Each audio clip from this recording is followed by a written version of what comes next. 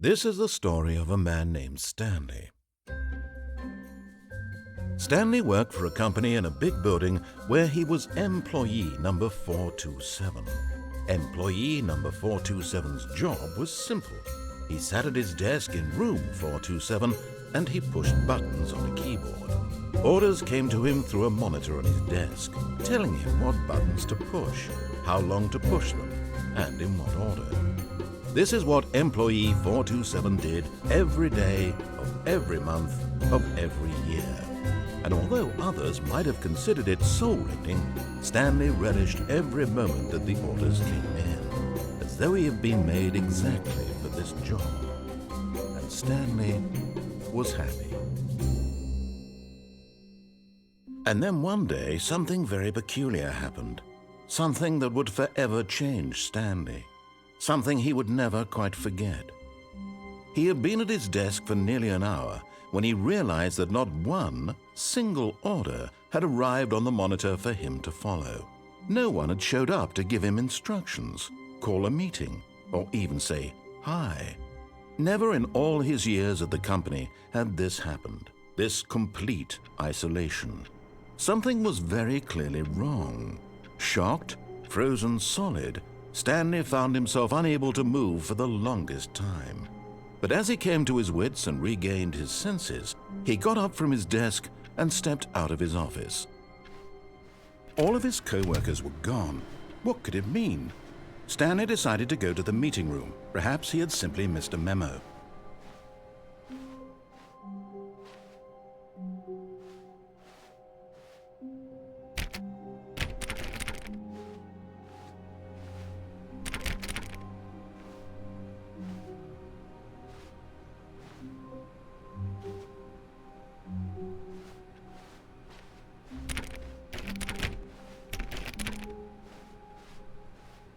Stanley went around touching every little thing in the office, but it didn't make a single difference, nor did it advance the story in any way.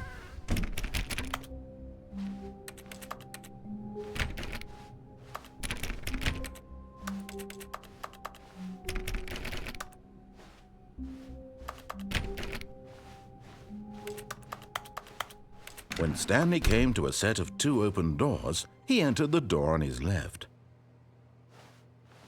This was not the correct way to the meeting room, and Stanley knew it perfectly well. Perhaps he wanted to stop by the employee lounge first, just to admire it.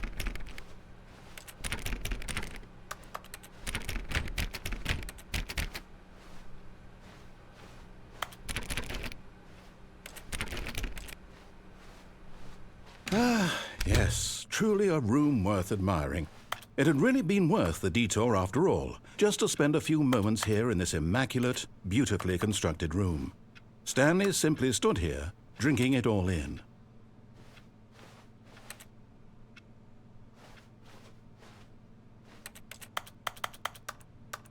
Yes, really, really worth it being here in the room. A room so utterly captivating that even though all your co-workers have mysteriously vanished, here you sit looking at these chairs and some paintings. Really worth it.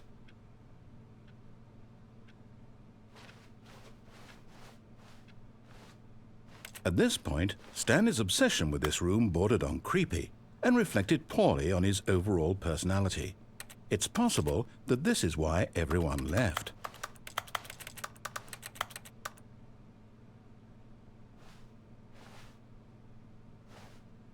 Stanley sat around waiting for more dialogue, but when a long time had passed and there was no more, he decided that the game was trying to send him a message.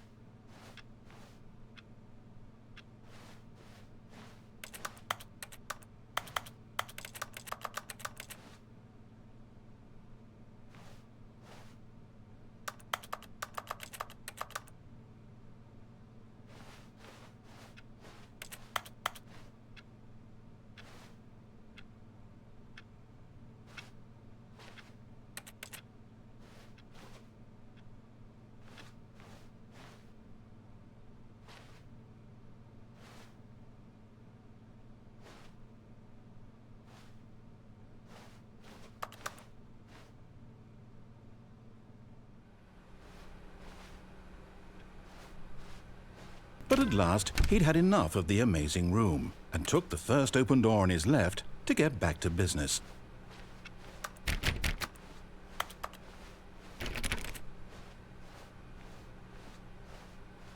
Stanley was so bad at following directions, it's incredible he wasn't fired years ago.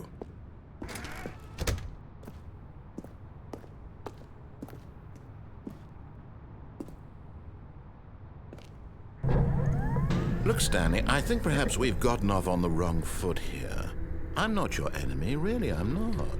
I realize that investing your trust in someone else can be difficult, but the fact is that the story has been about nothing but you all this time.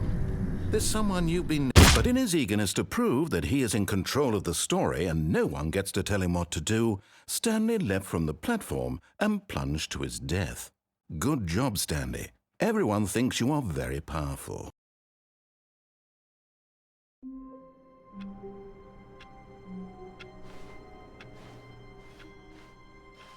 All of his co-workers were gone.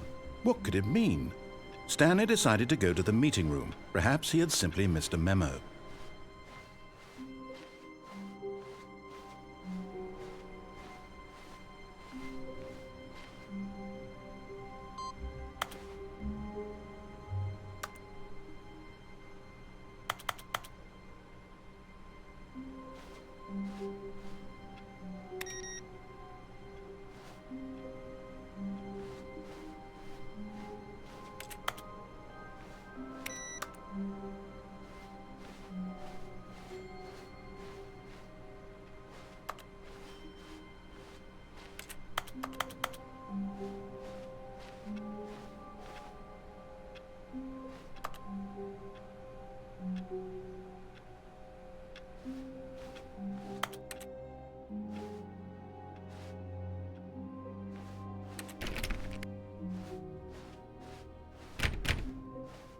When Stanley came to a set of 2 open doors, he entered the door on his left.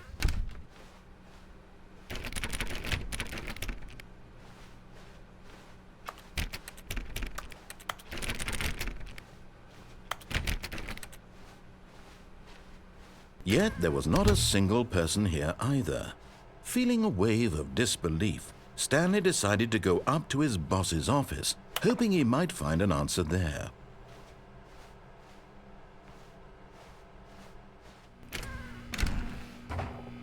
Stanley stepped into the broom closet, but there was nothing here, so he turned around and got back on track.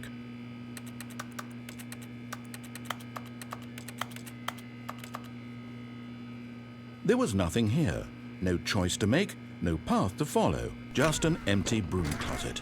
No reason to still be here.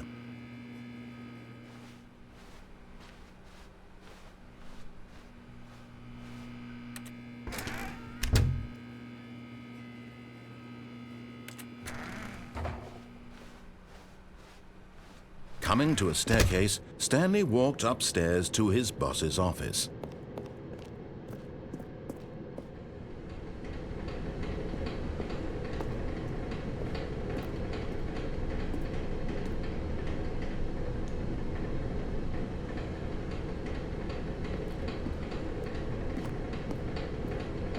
But Stanley just couldn't do it. He considered the possibility of facing his boss. Admitting he had left his post during work hours, he might be fired for that. And in such a competitive economy, why had he taken that risk? All because he believed everyone had vanished? His boss would think he was crazy. And then something occurred to Stanley. Maybe, he thought to himself, maybe I am crazy. All of my co-workers blinking mysteriously out of existence in a single moment for no reason at all? None of it made any logical sense. And as Stanley pondered this, he began to make other strange observations. For example, why couldn't he see his feet when he looked down? Why did doors close automatically behind him wherever he went? And for that matter, these rooms were starting to look pretty familiar. Were they simply repeating? No, Stanley said to himself, this is all too strange. This can't be real. And at last, he came to the conclusion that had been on the tip of his tongue. He just hadn't found the words for it. "I'm dreaming!" he yelled. "This is all a dream." Oh, what a relief Stanley felt to have finally found an answer, an explanation.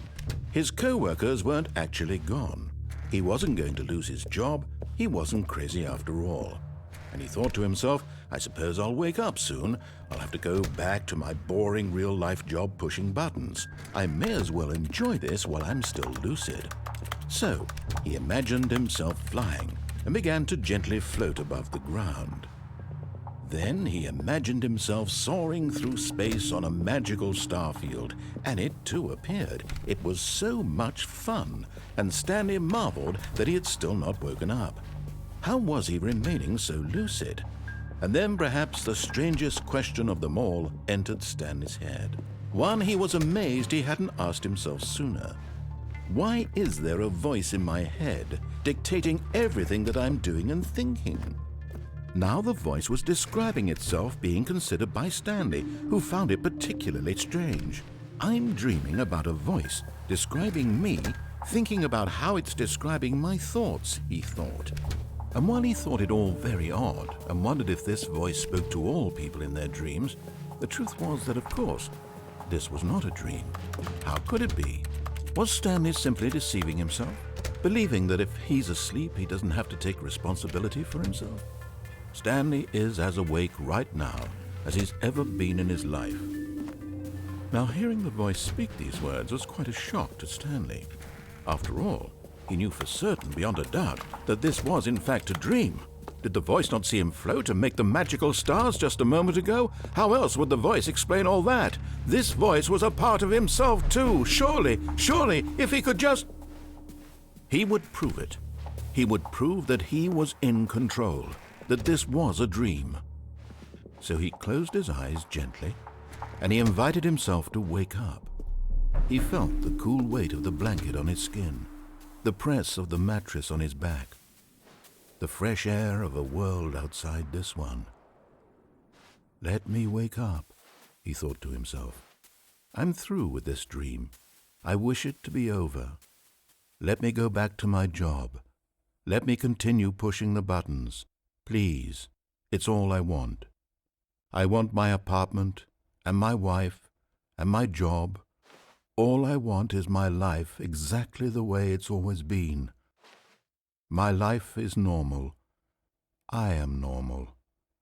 Everything will be fine. I am okay.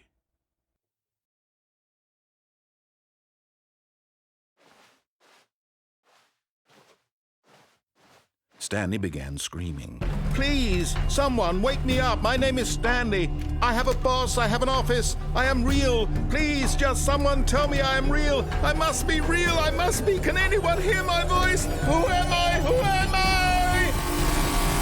And everything went black.